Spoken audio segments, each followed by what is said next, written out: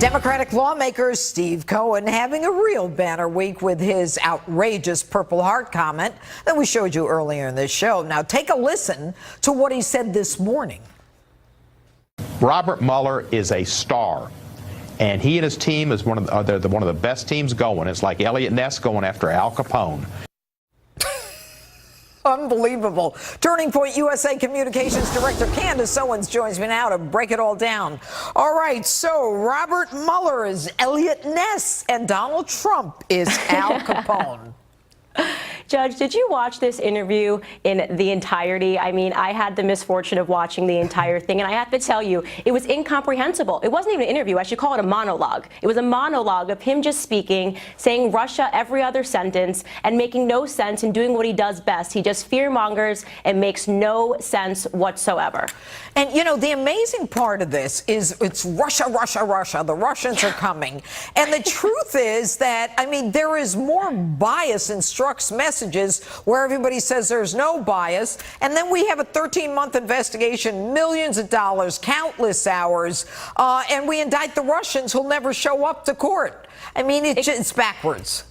Exactly right. And this is just a sideshow. They don't want us focusing on Peter Strzok's text messages. They don't want us looking over there. They want to continue this narrative, I think, right into midterms to put a cloud over the Trump campaign. And then they're going to say, oh, you know what? Never mind. There was no meddling in the Russian campaign, you know, by Donald Trump's campaign. That's what's going to end up happening. It's really unfair. But this is the game that they play. They play dirty tricks. And you know what? We're used to it by now, so we know how to fight back.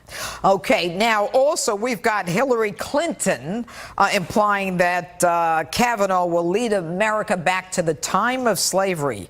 I think we have the sound. This nomination holds out the threat of devastating consequences for workers' rights, civil rights, LGBT rights, women's rights, including those to make our own health decisions. It is a blatant attempt by this administration to shift the balance of the court for decades and to reverse decades of progress. Whoa. Go ahead, Candace. What I like about this is that she actually sounds like she's acting. This is more or less exactly how she ran the 2016 campaign, always telling us that the world was going to end if you didn't vote for her. And she loves false narratives. She believes that her voters are dumb. That's the truth. She believes the people that follow her now are dumb, that they believe that she's somehow friends with Jay-Z and Beyonce back in 2016. And that's a completely false narrative. And now she wants us to believe as Black Americans that if we don't listen to her, if we don't stand on the side of the Democrats and all of her allies, that we're somehow going to be back in the South picking cotton. You know, it's ludicrous, and at this point, I've just had enough of it. We're all ready for Hillary Clinton to go away. I don't know why she's not getting the memo. All right, well, at least go back in the woods anyway. I'm always looking for her in the woods. All right, let's talk Cynthia Nixon. Here's a woman who's running for governor of New York, and she teams up with the Broad City Stars to give away a bong. You can see it right there. And apparently, 80% of New Yorkers arrested for cannabis are Black or Latinx, while people who look like so-and-so get a pass. We have to stop putting people of color in jail. And she's giving away a bong.